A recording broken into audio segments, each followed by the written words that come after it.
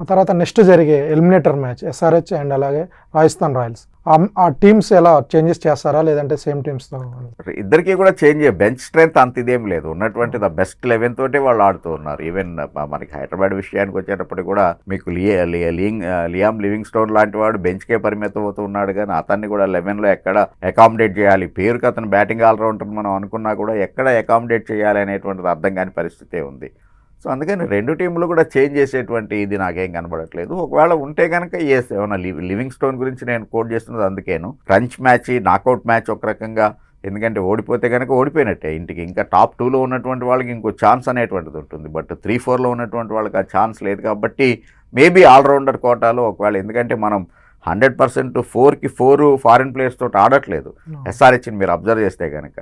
So అందుకని డెఫినెట్గానే Livingstone ఏమైనా తీసుకునేటువంటి ఛాన్స్ ఉందేమో అనేటువంటిది, అట్లీస్ట్ ఆయన యాజ్ అన్ ఇంపాక్ట్ ప్లేయర్గా అతన్ని తీసుకొచ్చే అవకాశం ఉందేమో అనుకుంటున్నాను నేను. SRH మీద ఒక మైనస్గా నెగిటివ్ కామెంట్స్ వచ్చేది ఏంటంటే వాళ్ళు ఓన్లీ ఫ్లాట్ వికెట్ మీద ఆడుతున్నారు, తెలుగు ప్లేయర్సే కామెంట్ చేస్తున్నారు. సో అక్కడ పిచ్చు న్యూ చండీగఢ్ బౌలింగ్ పిచ్చా బ్యాటింగ్ పిచ్చా? చండీగఢ్ కూడా అక్కడ మీకు ఇప్పుడున్నటువంటి నైట్ మ్యాచ్లు మనం ఆడుతున్నాం అవన్నీ కూడా జనరల్గానే బౌలింగ్ ఫ్రెండ్లీగా ఉండేటువంటిది, బ్యాట్స్మెన్కి అంత ఇది ఉండే. ఎందుకంటే చండీగఢ్ వికెట్ని ఈవెన్ సయ్యద్ ముస్తాక్ అలీ దాన్ని చూస్తే కూడా యావరేజ్ ఫస్ట్ బ్యాటింగ్ 170. సో కాబట్టి ఫస్ట్ ఇన్నింగ్స్ 170 అంటే యూ కెన్ ఇమాజిన్ అది బౌలింగ్ ఫ్రెండ్లీనా బ్యాటింగ్ ఫ్రెండ్లీనా అనేటువంటిది. సో డెఫినెట్గా అదే రకమైన బౌలింగ్ ఫ్రెండ్లీగానే ఉంటుంది అక్కడ కూడా వికెట్. ఫ్లాట్ వికెట్ మీదే మన వాళ్ళు అంటే if the ball is not coming on to the bat nicely SRH fail అవుతుంది అనేటువంటి దాన్ని చూస్తే కనుక ఏ టీము అట్లాగా లేదు. అంటే స్లో ట్రాక్ మీద నిలబడి సెంచరీ కొట్టేటువంటి ప్లేయరు ఆ టీంని ఏదైనా ఉంటే చూపించు కిరణ్ నాకు. సో కాబట్టి ఎవరైనా ఫెయిల్ అవుతారు. ఓన్లీ ఏంటి అంటే దాన్ని మన నుంచి ఇప్పుడు వై నాట్ 300 దిస్ టైమ్ అనేటువంటి ఆ ట్యాగ్ ఎప్పుడైతే SRHకి తగిలిచ్చారో ప్రతి మ్యాచ్లోనే ఎక్స్పెక్టేషన్స్ అనేటువంటివి పెరిగినాయి. దాన్ని రీచ్ కాలేకపోయేటప్పటికి ఈ రకమైనటువంటి ట్రోల్స్ చేయటం, సోషల్ మీడియా ఇది పెరిగిపోయిన తర్వాత అట్లాంటి ట్రోల్స్ నేనైతే అసలు పట్టించుకోవట్లేదు, చదవట్లేదు. సో అందుకని అది జనరల్గానే అంటూ ఉంటారు. కానీ స్టిల్ ఇందా మనం చెప్పుకున్నట్టు క్లాసన్ లాంటి వాడు నెంబర్ 4లో వచ్చు 600+ స్కోర్ చేశాడు అంటే కనుక యూ కెన్ ఇమాజిన్ అంటే ఎలాంటి వికెట్ మీదైనా సరే ఆడేటువంటి సత్తా మన వాళ్ళకు ఉంది అనేటువంటిది. LSG మ్యాచ్ మినహాయిస్తే కనుక ప్రతి మ్యాచ్లోనూ మన వాళ్ళు బాగా ఆడారు. గెలుపు ఓటమే పక్కన పెట్టేట్లయితే కనుక మన బ్యాట్స్మెన్ ప్రతి వాళ్ళు కూడా మిగిలినటువంటి అన్ని మ్యాచ్లోనూ బాగా ఆడారు. అంటే ఒక డీసెంట్ స్కోర్ అనేటువంటిది రావడం అనేటువంటి ఆ రెండే ఫెయిల్ అయినాయి. సో అందుకని డెఫినెట్గానే ఈసారి కూడా మనకి ఎట్లాంటి వికెట్ వచ్చినా కూడా అంటే కాకపోతే ఏంటంటే మన ప్లస్ మైనస్ ఏంటి అంటే కనుక మన స్ట్రెంగ్త్ ఓపెనింగ్ పేరే, మన వీక్నెస్ ఓపెనింగ్ పేరే. కాబట్టి వాళ్ళు కనుక నిలబడేట్లయితే అట్లీస్ట్ పవర్ ప్లేని కనుక నెగోషియేట్ చేసేట్లయితే డెఫినెట్గానే SRH will have an edge. Head కంటిన్యూస్గా ఫెయిల్ అవుతున్నాడు, ఒక 2 మ్యాచెస్ తప్ప తన్ని తీసేస్తారా? హెడ్ని తీసేస్తే ఎవరిని పెడతారు? సలీల్ అరోరాకి హెడ్కి ట్రావెల్స్ ఇప్పుడు ఇంపాక్ట్ ప్లేయర్స్ ఉంటారు డెఫినెట్గానే, వాళ్ళ ఇంపాక్ట్ అనేటువంటిది. Even last match head fail అయ్యాడు, ఓకే ఐ డూ అగ్రీ, నేనే అక్కడ అఫీషియల్ స్కోరర్ని. He score 29 runs in a brisk. Abhishek శర్మకి ఒక కాన్ఫిడెన్స్ని క్రియేట్ చేసినటువంటిది ట్రావెల్స్ హెడ్ కదా. సో కాబట్టి అట్లాంటి ప్లేయర్ ఎప్పుడు కూడా ఉండేటువంటిది. అంటే త్రివిక్రమ్ డైలాగ్ ఉంది కదా, వర్షాకాలం 2 నెలలే ఉంటుంది బట్ సంవత్సరానికి కావాల్సినంత అంతా నీళ్ళు ఇస్తుంది. సో అట్లా ట్రావెల్స్ హెడ్ ఉండేటువంటిది 3-4 ఓవర్సే కావచ్చు కాక, బట్ యాక్చువల్గా ఇంపాక్ట్ అనేటువంటిది పక్కన అభిషేక్ శర్మ మీద క్రియేట్ చేసి కాన్ఫిడెన్స్ని అతనికి బిల్డ్ చేసి వెళ్తున్నటువంటిది.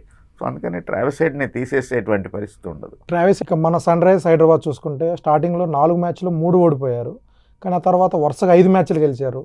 జస్ట్ ఒక్క పాయింట్, అది కూడా జస్ట్ నెట్ రన్తో వాళ్ళు టాప్ 2లో ఉండలేకపోయారు.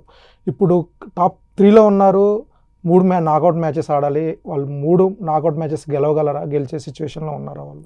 ఇక్కడ డెఫినెట్గా అక్షర్ పటేల్ని మెచ్చుకోవాలి మనం, హీఈస్ ద ఇన్స్పిరేషన్ అనుకోవచ్చు. ఎందుకంటే ఈవెన్ నిన్న ఢిల్లీ క్యాపిటల్స్ మ్యాచ్ అయిపోయిన తర్వాత పోస్ట్ మ్యాచ్ ప్రజెంటేషన్లో ఇప్పుడు వచ్చినటువంటి టాప్ 4 టీముల్లో మీరు ఎవరు టైటిల్ గెలిచే ఛాన్స్ ఉంది అనుకుంటున్నారు అంటే Axar Patel made it very clear, SRH is the title favourite for me అని చెప్పేసి అన్నాడు. He made it very clear. So కాబట్టి ఆ రకంగా ఇప్పుడున్నటువంటి టీముల్లో SRH ఎస్ డెఫినెట్గానే. అంటే కాకపోతే ఒకప్పుడు SRH అంటే బౌలింగ్ యూనిట్ స్ట్రెంగ్త్ అనేటువంటి పరిస్థితి నుంచి ఇప్పుడు అంత పెద్ద స్ట్రాంగ్గా లేకపోవచ్చు కాక డెఫినెట్గానే on top one of the best opening జోడీ Travis Head and Abhishek Sharma ఉండటం అనేటువంటిది. మనకి Ishan Kishan one of the best knocks ఆడుతూ ఉన్నాడు, ఆల్రెడీ 3 మ్యాన్ ఆఫ్ ద మ్యాచ్లు ఈ టోర్నమెంట్లో అతను.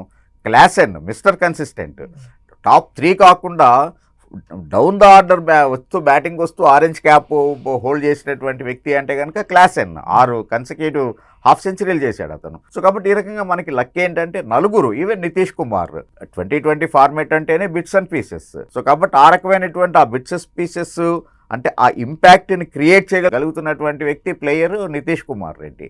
సో ఓవరాల్గా మనకి టాప్ 5 బ్యాటింగ్ లైనప్ చాలా బాగా ఉండటం. ప్యాట్ కమిన్స్ ఆఫ్ కోర్స్ 1-2 మ్యాచ్లు అతను ఫెయిల్ అయ్యాడు, I do agree with that. But otherwise డెఫినెట్గానే Pat Cummins is leading the side in front. ఆ తర్వాత ప్రఫుల్ కావచ్చు, లేకపోతే కనుక ఇషాన్ మలింగా కావచ్చు, సకిబ్ హసన్. ఎస్ఆర్హెచ్ వీక్నెస్ ఏంటి అంటే కనుక నాణ్యమైనటువంటి స్పిన్నర్ లేకపోవటం అనేటువంటిది. శివాంగ్ కుమార్ ఒక్కడి మీదే డిపెండ్ అవుతూ ఉన్నారు and he is leaking the runs. So కనీసం అట్లీస్ట్ 10-11 యావరేజ్ తోటి అతను రన్స్ ఇస్తూ ఉన్నాడు. సో కాబట్టి బట్ ఫర్ దాట్ మన బౌలింగ్ యూనిట్ చూస్తే కనుక మీడియం పేస్ యూనిట్ అనేటువంటిది చాలా చక్కగా ఉంది. లక్కీగా ఇప్పుడు ప్లే ఆఫ్ ఆడుతున్నటువంటి 3 కూడా మీడియం పేసర్లకు అనుకూలించేటువంటిదే. సో అందుకని ఎస్ఆర్హెచ్ డెఫినెట్గానే ఉన్నటువంటి టాప్ 4లో ఇప్పుడు ఉన్నటువంటి టాప్ 4లో one of the best side అని చెప్పేసి చెప్పుకోవచ్చు ఎస్ఆర్హెచ్.